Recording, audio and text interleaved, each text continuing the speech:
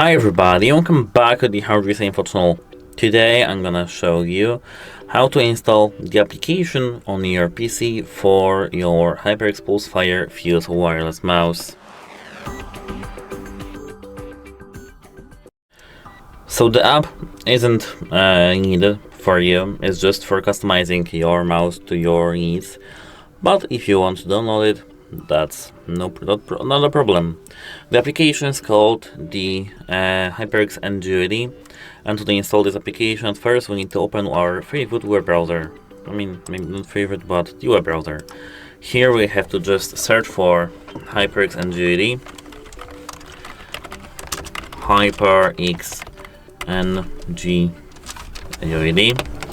It's pronounced NGenuity and spelled NGenuity. Yes, and here we have to click this. Here we can reject all cookies, it doesn't really matter. And now we can scroll down, and here, as you can see, we have download for Windows. We have to click that, and it will redirect us to the Microsoft Store. We have to click download here. Here we have installer. We have to click this installer and play it. Run it. Here, if you click this download button, downloads, here you will see your installer. You'll just have to click that. It will redirect us here to Microsoft Store pop-up. And here they have our application being downloaded.